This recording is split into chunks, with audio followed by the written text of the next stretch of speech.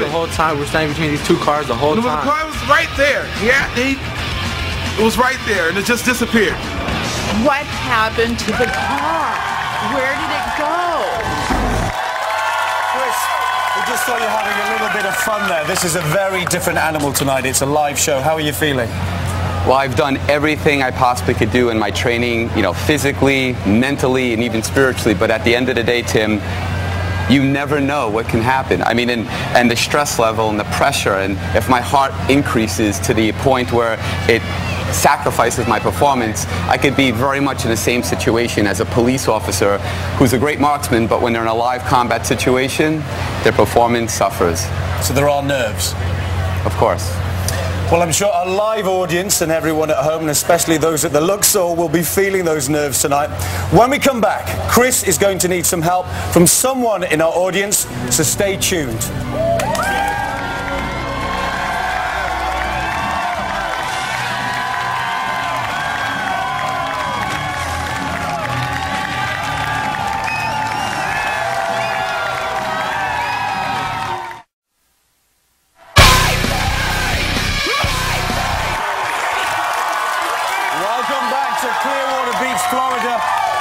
Live special edition of Criss Angel Mind Freak. Just minutes from now, Criss Angel will be handcuffed to the 6th floor balcony of the hotel behind me. He will have to pick his way out of the handcuffs, make his way through 3 locked doors, up 3 flights of stairs, scale a ladder and through a double locked hatch in time to catch a ladder dangling from a helicopter that will hopefully whisk him to safety. All before a timer detonates 450 sticks of dynamite, bringing the building crashing to the earth. So, who's ready to blow up a building?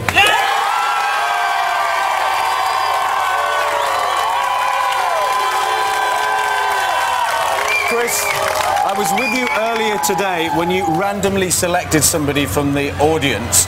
How did you do that, and why did you do that? I basically just took my wristband off, threw it into the crowd of loyals. Somebody selected it, and I did it because I wanted somebody to be the eyes and the ears for the people at home, because I always say what you see is what you get, and it's no BS. Well, this is the witness here, and that is the actual wristband. This is the actual wristband. And you're not nervous of heights? We'll find out. Well, hopefully be okay. Also with us is Officer Dave Hardman, a retired lieutenant who served for 26 years on the Clearwater Police Force. It was very important that he came today because of what? Well, he's supplying the 5 padlocks and the handcuffs, which I still have not seen. So he's an integral part of making this completely legitimate. And completely unattached to the show in all ways. That's correct. Do you have your handcuffs with you? I do. Well, is everybody ready to head up? We'll see you later on, Chris. Okay. Good luck. We'll see you guys later.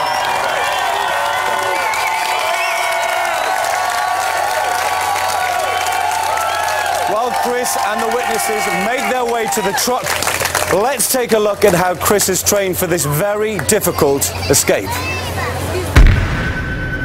I gotta get in the best shape of my life. I have the most challenging escape of my career. This is the riskiest thing I've ever done in my life. And I've already sworn to my mom. After this one, I'm done. I'm here at the airport in Clearwater, Florida, training with none other than these 2 gentlemen. We got Paul over here. How you doing, Chris? You're the pilot. Yes, sir. And John, who's coordinating the final outcome, we hope. Me getting to that ladder, ascending 1,000 feet before the building implodes. It's going to be an e-ticket ride.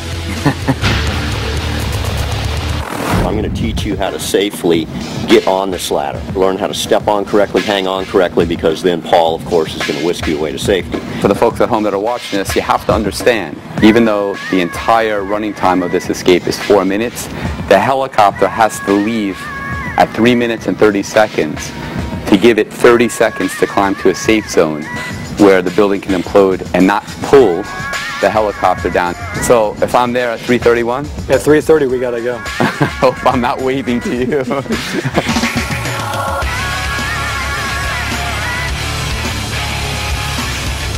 What Chris needs to do to safely get on this ladder, he needs to wait until the helicopter ladder is even with his feet. There's a foot in front and a foot in back. That way when he's hanging on, he's not kicking the ladder way out to the side here, which is harder to hang on. So that'll keep the ladder straight up and down. He wants to do the big thing. I think he's ready. It's no problem for him. He doesn't want a safety belt on. I think if he just goes straight up and down, he'll be fine. Chris will not have any kind of a safety. He's holding on through his own physical strength. It would take too much dangerous time for him to try to hook himself in and then get on the ladder. This is something that's got to happen in a matter of a couple of seconds. Good, I feel confident. We spent an hour doing this. No problem. I'll have another rehearsal next week when I come back to Clearwater. Make sure I'm all full, but I feel great. As you can see, Chris and the witness are now on there. They're on the 6th floor of that balcony of the Spyglass Hotel. I can hear him. Chris, can you hear me? You're breaking up on me, but I can hear you barely. Safety is of the essence here. I want you to hear me. So, what happens next, Chris? Good. Are you hearing? Yes, what happens next? I can hear you. What happens next, Chris? Okay, you ready me to take everybody through what's going to happen in a room? We are. We'd like to see what you're going to do. Ready? Yes. Okay, here we go. I'm going to ask the lieutenant and Ashley, correct? Ashley, come on in the room. I want you to see that we have cameras placed strategically throughout my path to the roof. And you see the cameras that are placed on a wall and throughout this room and throughout the entire path, the staircase, and the roof. This is 2 doors of 4 that will now be locked to join the other 2. I'm going to ask you both to come over here. Now, I should show you really quickly. Come here. I want you to see, I'm going to run down this hall to door number 3, which is locked. Okay? And now we're going to lock door number 2. There we go. And I'm going to ask you to have the honors, Ashley. Okay. Lock that and check the lock. You happy, Lieutenant? I want you to verify, is this the same lock that you gave me It is. to utilize? Okay, fair enough? Fair enough. We'll go out, we'll make our way to the balcony. We're going to lock the entry point into this room. The only other way out of this room is that door that we just locked. Here's door number 1. Come on, folks. We're going to lock this right now. Lieutenant, please lock that. Second. Fair enough? Fair enough. Okay. The only unfinished business, Tim, is handcuffing me to this railing on the 6th story balcony. Chris, it looks like they've made your escape a bit more difficult. When we return, our witness and police officer will handcuff They Chris. absolutely did. I'm having a rough time hearing you, Tim, but they did. Well, it's a live show. That's what we should expect. They're going to handcuff Chris to the balcony rail. And then it's finally implosion time. So don't go anywhere.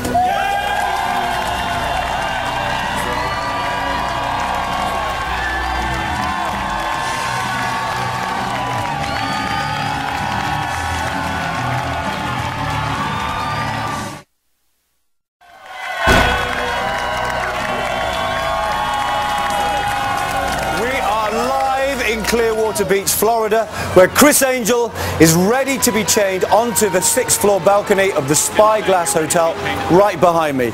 In just a few moments, that hotel will be reduced to a pile of rubble, and you're going to witness it live. No more breaks, no more commercials. It's going to happen now. So, let's go up to Chris, Ashley, and Chief Hardman.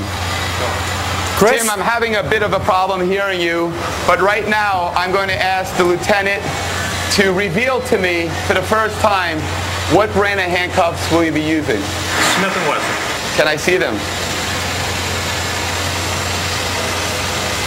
Okay, I'm going to ask you to place my left wrist in the handcuff. Okay? Now we're going to take my hand, put it through the railing. I want to just prep myself with my picks right here. These are my picks right over here. And my little timer right there, because I have to have a stopwatch so I know where I am at what point. Are you satisfied? These are your handcuffs. They are. You put this on many of criminals? 1 or 2. Thank you very much. I'm going to ask you all to go to a safe zone, including the cameraman.